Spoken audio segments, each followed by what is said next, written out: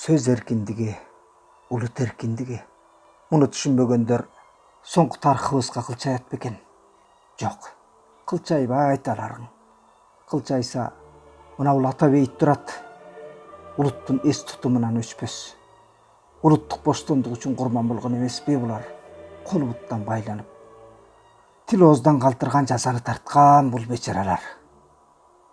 37-жылкы Сталиндик репрессия курмандыктары булар. Сөз эркиндигине жетпей курман болгон бул бечаралар. Эркиндикке жетпей зарлап өтүшкөн. А биз бүгүн эркиндикке жеттик дейбиз. Арийне эркиндиктин баркын билсек гана.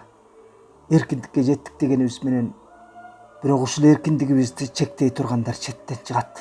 Тилибизди бууп, колубузду байлап бере турган кошоматчылар Кремльде мыйзам долбоорлорун шашылыш ишке ашырып аткан кези. Ишке келбегендер үчүн добуш берген ушул урматсыз депутаттар кабыл алган мыйзамда мандем болбой коймокпу. Анын эмнеси мыйзам? Мындай мыйзамды тоталитардык идеологияга аң сезими угуп калган тотугуштар гана токушу ыктымал. Россиянын мыйзамдарынын көчүрмөсү бизге керекпи эмне? Кремль. Ушул Кремльсиз өз алдыбызча мамлекет курууга даремети жетпеген улутпуз эмне? Далайым күн тийген жердин көкү кылды го бул Кремль. Орустун ак падышачылыгы да дал ушул Кремльде отуруп чечкен кыргыз элинин тагдырын 16-жылкы үркүндө эстейличи. Орус бийлиги кыргыздын ою менен эсептешип коюппу. Ой эркиндиги, сөз эркиндиги чектелген ата бабаларыбыз үркүн окуясына кабылган ошол 36-жылдагы Сталиндик репрессия курмандыгына чалынган улут каймактарынын тагдырында ушул Кремльде отургандар чечкен. Түшүнгөнгө мунун баары Россиянын империялык саясаты. Биздей чабал өлкөлөрдүн эли чала сабат саясатчылардын алысты көрө албаганын айынан Россиянын империялык пайдубалын бекемдөө үчүн кана керек экенибизди түшүнбөй жүрөбүз. Биз Россия үчүн өз алдынча кубаттуу мамлекет болгонубуздун кереги жок. Биздин эгемендүү мамлекет курганыбызга Россия эч качан кызыктар эмес. Биз аларга Россия империясынын курамында жашаган этнос катары гана керекпиз. А өз алдынча кубаттуу мамлекет курган улуттук эркиндигибизди расмий Кремль эч качан каалаган эмес. Ушуну качан түшүнөт? Эй жолуң болгур кыргыз урпагы. Биз ушул түшүнүккө келбеген үчүн адам эркиндигин чектеген мыйзамдардын баары Россиянын мыйзамдарын белимчидей туураган саясий топтордун колу менен жасалып жатат. Азырда Россиянын империялык саясатын улантуучулар Кыргызстандагы сөз эркиндигин, интернет эркиндигин чектөө далилаты менен ал мыйзамдар Кремльдин расмий буйругуна кыңк этпеген кошоматчылардын колу менен жасалат дайым.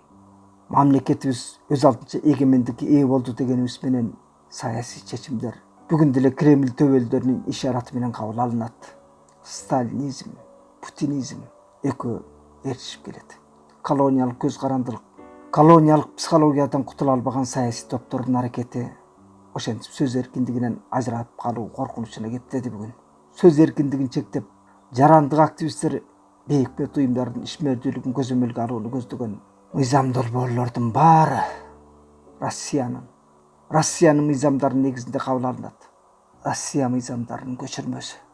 Адамга эң кыйыны күн сайын адам болуу. Кайран көсөм Чыңгыз Айтматовдун бул айтканда канча кабат ойлор катылган. Адам болуу кыйын албетте. А өз алдыбызча улут болуу андан да кыйын го. Кыргыз болуу кыйын болуп турат. Кыргыз болуу кыйын болуп барат. Глобалдык проблемалар турат алдыда.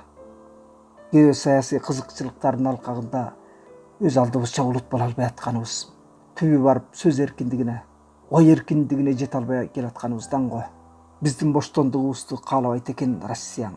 Биз да канча муңга чейин Россиянын жетегинде жашайбыз. Биз качан өз алдыбызча саясат жүргүзгөн кубаттуу мамлекетибизди түптөйбүз. Мына бул ата бейитте жаткан шейиттердин тагдыры, тарыхы качан сабак болот бизге? Кырчында жаштар адилеттик үчүн, эркиндик үчүн, улуттук кайра жаралуу ишеними үчүн окко учканы бүгүнкү бийлик башындагыларга не сабак болбоду? Түндүгүбүз мына мынтип шаңкайып турганы менен үзөңгүдөн канча жолу бутуп устайды. Мына бул үзөңгүлөр улуттун эс тутумубуз эмес бекен?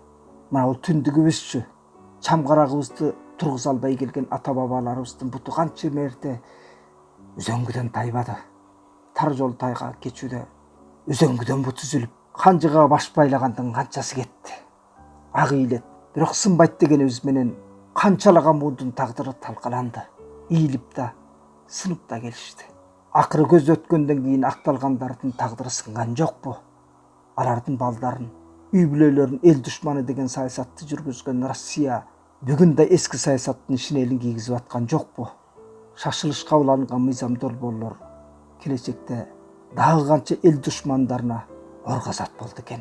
Мына ошол эл душманы деген жарлыкка такоо үчүн берегидей эл өкүлдөрүнүн ооз менен оргазылып аткан жокпу экен? Атаң көрө. Не деген сабатсыздык.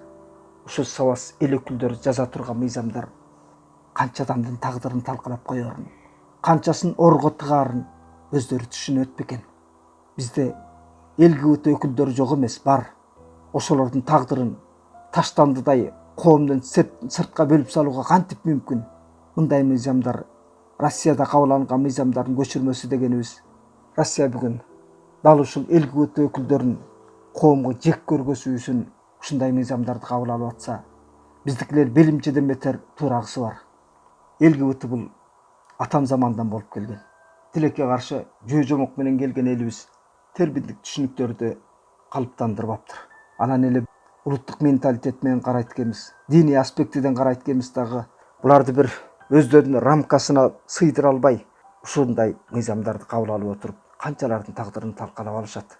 ЛГБТ өкүлдөрү деле кара көз кара чечекей кыргыздын өзүнөн туулат экен. Бул проблема жалпы жер планетасынын проблемасы. Гейлер менен лесбиянкалар бир гана батыштын эмес, жалпы жер жүзүндө мусулман өлкөлөрүндө да, чыгышында да, батышында да атам замандан болуп келген. Антропология илиминде, илимий популярдуу көрсөтүүлөрдө гейлер, лесбиянкалар бир гана адам баласында эмес, жан жаныбарлар арасында кездешип келген. Эми ошондон түшүнүгү жок сабатсыз депутаттар Кудайдын, жараткандын кудуретине каршы мыйзамдарды кабыл алып отурганы канчалардын тагдырын талкалайт. Мына алдыда казыла турган ор.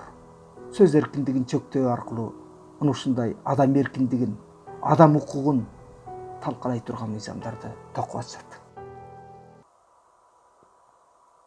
Элмей кайык өтүп канча закымдар.